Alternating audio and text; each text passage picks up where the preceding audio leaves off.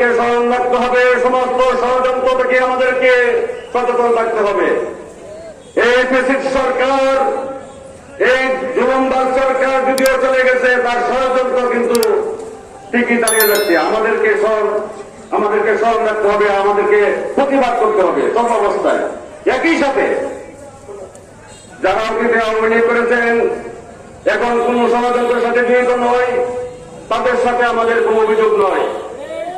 ওরা ভালোভাবে থাকবে, ভালোভাবে চলাফেরা করবে, কিন্তু ষড়যন্ত্র করলে, চক্রান্ত করলে আমরা কিন্তু তাকে সাথ দিব না। গড়ে তোলো একতা, গড়ে তোলো একতা, ছাত্র পুলিশ জনতা। সংগ্রামী সাথী বন্ধুরা, এই মুহূর্তে আমাদের সামনে বক্তব্য নিয়ে আসছেন আমাদের আজকের বিশেষ অতিথি, ইসলামী শ্রমিক আন্দোলন কিশোরগঞ্জ জেলা শাখার সংগ্রামী সভাপতি আলহাজ মোতাকা। আসসালামু আলাইকুম ওয়া রাহমাতুল্লাহি ওয়া বারাকাতুহু। বৈষম্য বিরোধী ছাত্র জনতার গণ আন্দোলনের সকল শহীদদের আত্মার মাগফিরাত কামনায় এবং দেশে শান্তি শৃঙ্খলায় জন্য পেশাগুলোর কর্মনয় 9 দফা দাবি বাস্তবায়নের লক্ষ্যে ইসলামী আন্দোলন বাংলাদেশ বাজিতপুর উপজেলা শাখার পক্ষ থেকে এই বিশাল গণসমাবেশের সম্মানিত সভাপতি আমাদের মধ্যে উপস্থিত আছেন।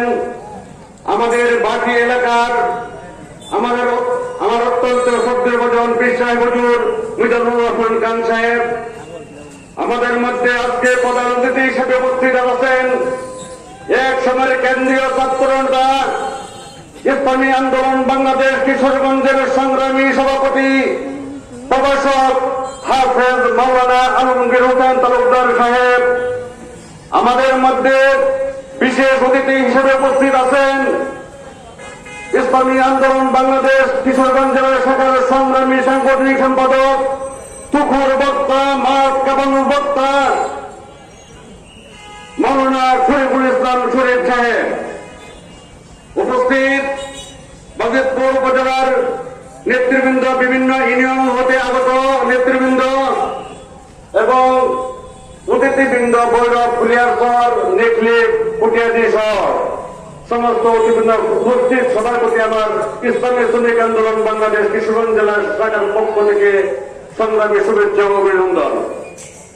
সংগ্রামী সাথী ও বন্ধুগণ, আমরা দেখেছি, আমরা লক্ষ্য করেছি বৈষম্য বিরোধী ছাত্র আন্দোলনের ছাত্র জনতা ইসলামী আন্দোলনের নেতৃত্বে পীর সাহেব হুজুর নায়েব আমির শাহ হুজুরের হুঙ্কারে আমাদের দেশ থেকে ফ্যাসিস্ট সরকার শেখ হাসিনা পলায়ন করতে বাধ্য হয়েছে। সংগ্রামী সাথী ও বন্ধুগণ, দেশ থেকে পালিয়েছে ফ্যাসিস্ট সরকার, ভারতের সরকার। আমাদের সাহেব রহমাতুল্লাহ বলতেন, মানুষে বলে আওয়ামী লীগকে ভারতের সরকার, ভারতের দালাল। ভারতের দালাল তো হলো বিএনপি, আওয়ামী লীগ তো ভারতেরই সরকার। আলহামদুলিল্লাহ, ভারতের সরকার পলায়ন করে ভারতে চলে গেছে। অতীতের ইতিহাসে দেখা যায় লক্ষণ সেন, ইকতারউদ্দিন মোহাম্মদ বিন বখতিয়ার খলজি যখন লক্ষণ সেনের রাজপ্রাসাদে আক্রমণ করেছিল, তখন পিছন দরজা দিয়ে লক্ষণ সেন পলায়ন করেছিলেন। কিন্তু ইতিহাসে দেখা যায় লক্ষণ সেন তেমন কোন কুচক্র করে নাই, ষড়যন্ত্র করে নাই। কিন্তু আমাদের ফ্যাসিস্ট সরকার, আমাদের যে সন্ত্রাসী বাহিনী দেখেছেন, ভারত থেকে আমাদের সাবেক প্রধানমন্ত্রী, পলাতক প্রধানমন্ত্রী সবসময় ষড়যন্ত্রে লিপ্ত আছেন।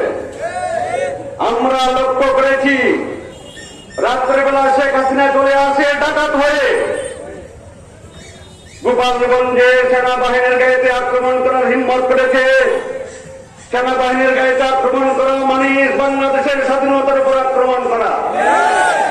আমরা লক্ষ্য করেছি শেখ হাসিনা হিন্দু হয়ে এই দেশে চলে আসে। আমরা লক্ষ্য করেছি শেখ আনসার হয়ে এই দেশে চলে আসে। আমরা লক্ষ্য করেছি রিক্সাওয়ালা হয়ে এই দেশে চলে আসে, আবার গার্মেন্টসে হয়ে ভর্তি হওয়ার ষড়যন্ত্র চলতেছে। সংগ্রামী সাথে বন্ধুগণ, আমাদেরকে স্মরণ রাখতে হবে, সমস্ত ষড়যন্ত্র থেকে আমাদেরকে সচেতন থাকতে হবে। এই ফ্যাসিস্ট সরকার, এই জুলুমবাজ সরকার যদিও চলে গেছে, তার ষড়যন্ত্র কিন্তু ঠিকই চালিয়ে যাচ্ছে। আমাদেরকে স্মরণ রাখতে হবে, আমাদেরকে প্রতিবাদ করতে হবে সব অবস্থায়। একই সাথে যারা অতীতে আওয়ামী লীগ করেছেন, এখন কোন ষড়যন্ত্রের সাথে জড়িত নয়, তাদের সাথে আমাদের কোনো অভিযোগ নয়। ওরা ভালোভাবে থাকবে, ভালোভাবে চলাফেরা করবে, কিন্তু ষড়যন্ত্র করলে, চক্রান্ত করলে আমরা কিন্তু তাকে সাথ দিব না। এই বলে আমি আমার শেষ করছি। আসসালামু আলাইকুম রহমতুল্লাহ।